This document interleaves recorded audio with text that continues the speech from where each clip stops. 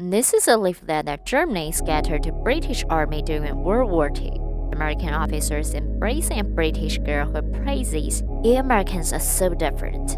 And on the back page is a grave of a British soldier. There were many more such explicit leaflets, like, all day long while the British soldiers are fighting, their wives are serving the Americans. The Germans tried to use cuckoo tactic to sow discord between American and British troops.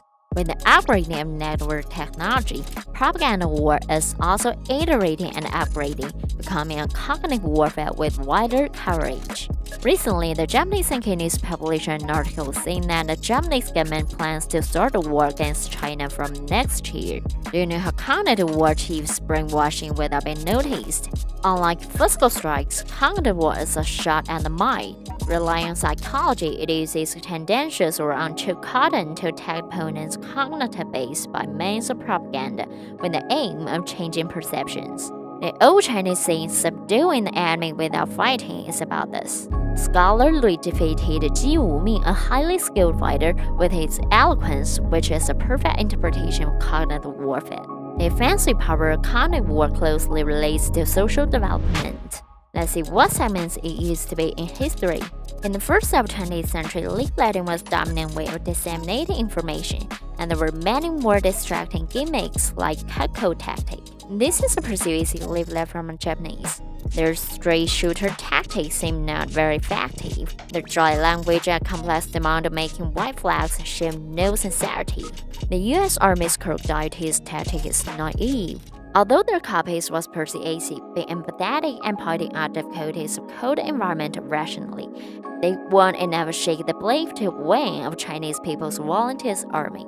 This objective analysis tactic is a bit impressive, which objectively analyzed the situation and targeted strict Germans with rigorous character figures and lists of captives. In addition, radio, film, and television are also very efficient means of electronic media communication with wide coverage.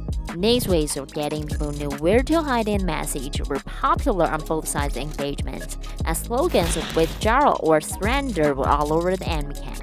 However, it's not easy to succeed.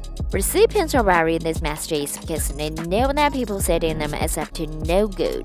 These cheap attacks created some tension at best, which could be solved by blocking the spread of rumors and increasing propaganda to boycott it.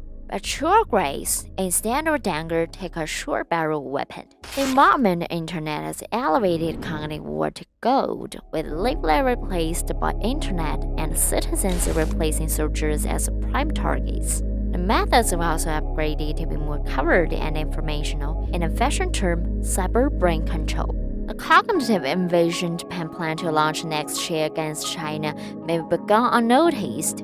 Let's speculate how it'll go. After referring to analysis to many experts, I found that, unlike traditional warfare, cognitive warfare doesn't have a clear concept of operations, such as mass bombardment first, charging, shooting, following.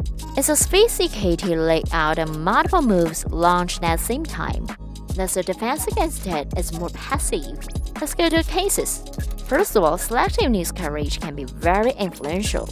For example, in the recent war, the Western media precisely chose the condemnatory comments about the major country and perfectly shut down neutral and sporty comments. With the aid of technology such as Premiere, selective news can be upgraded to malicious clips. Dramas like Father Says Goodbye to Daughter, Fizzle destroys buildings with a sad background music and gloom filter, taking to Oscars. Why is the Western media so eager to report malicious clips?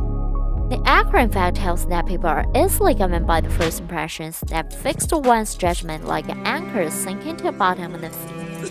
Preemptive action, out-of-context interpretation, and information conclusive about algorithm can dominate views of many people and thus occupy the high ground of public opinions.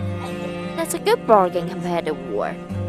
Emotion stimulation is another good way to go. Just as Lu Xun, a Chinese writer, said, "You won't be considered right just because you're angry, nor will be considered strong just because you're intense." It's common to subconsciously take an emotional approach to solve problems, but this usually makes the fact buried and causes larger trouble. That's the state of today's networking, where rational discourse dominates the wind. Taking this advantage and moving the world to the web has many benefits for attacking sites. Did you hear about the epic flaming war a few years ago? Another break the China-Thailand friendship some further at a polarized, controversial issue, and they pretended to be million Chinese and Thai netizens to stir up the argument. And finally, the flame war escalated and lost control, causing serious deterioration of civil relations between two countries. That's what they want. That's not all. They also carefully selected some string comments from netizens and put them on other international platforms to sling mud at China and Thailand and attract more enemies. See, the shenanigans of cognitive war have left most people with nowhere to run in a clever and diverse way, because its approach precisely captures the emotional core of people's patriotism and uses it as a trap. What we've talked is just the tip of the iceberg. The real cognitive war has a much larger layout and more complex and hidden means than we can imagine. We're intending to popularize the concept of cognitive warfare and attract more people to participate in the counter war against it.